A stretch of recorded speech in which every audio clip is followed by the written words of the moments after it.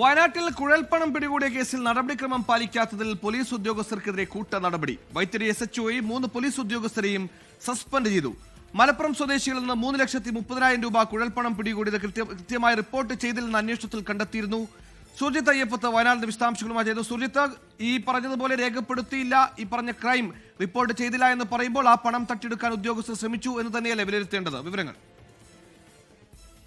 സുഹൈൽ, ഈ സംഭവം ഉണ്ടാവുന്നത് കഴിഞ്ഞ 15-ാം തീയതിയാണ്. 15-ാം തീയതി ഒരു വിവരത്തിന്റെ അടിസ്ഥാനത്തിൽ പോലീസ് സംഘം എത്തുന്നു. ഈ ഘട്ടത്തിൽ കുഴൽപ്പണം കൈമാറാൻ ശ്രമിക്കുകയാണ്.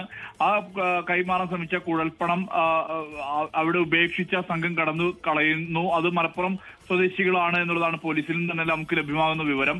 ഇതേ തുടർന്ന് ഈ പണം സൂക്ഷിച്ച് വെക്കുകയായിരുന്നു. അതായത് ഇത് കേസെടുക്കാനോ മറ്റു നടപടികളിലേക്ക് കടക്കാനോ തയ്യാറാകാതെ ഇത് പോലീസുകാർ തന്നെ സൂക്ഷിക്കുകയായിരുന്നു എന്നുള്ളതാണ് ലഭ്യമാകുന്ന വിവരം. ഇതനുസരിച്ച് ഇതുമായി ബന്ധപ്പെട്ട അന്വേഷണം നടന്നു. രഹസ്യാന്വേഷണ വിഭാഗം SP-ക്ക് റിപ്പോർട്ട് നൽകി. SP ഇതുമായി ബന്ധപ്പെട്ട അന്വേഷണം നടത്തി.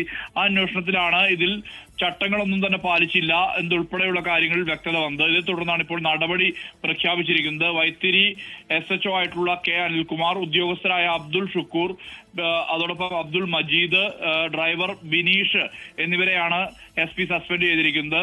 ഇതുമായി ബന്ധപ്പെട്ട റിപ്പോർട്ട് ഉത്തരമേഖല IG-ക്ക് കൈമാറി. IG-യുടെ നിർദ്ദേശാനുസരണമാണ് ഇപ്പോൾ സസ്പെൻഷൻ നടപടി ഉണ്ടായിരിക്കുന്നത്. എന്തായാലും ഇതുമായി ബന്ധപ്പെട്ട് കുഴൽപ്പണവുമായി ബന്ധപ്പെട്ട അത് കുഴൽപ്പണം പൂഴ്ത്തിയതുമായി ബന്ധപ്പെട്ടാണ് ഇത്തരത്തിലുള്ള നടപടിയിലേക്ക് എത്തിയത് എന്നുള്ള തരത്തിലുള്ള വിവരമാണ് നമുക്ക് ലഭ്യമാകുന്നത്.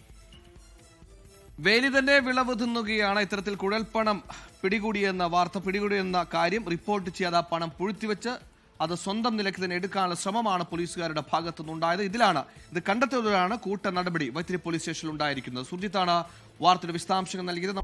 ലോകത്തെവിടെയായാലും ഏത് സമയത്തും 24 വാർത്തകളും ഓഗ്മെന്റഡ് റിയാലിറ്റി പാക്കേജുകളും എക്സ്പ്ലെയിനറുകളും വിശദമായി കാണാൻ ഞങ്ങളുടെ YouTube ചാനൽ നിങ്ങൾക്ക് സബ്സ്ക്രൈബ് ചെയ്യാം.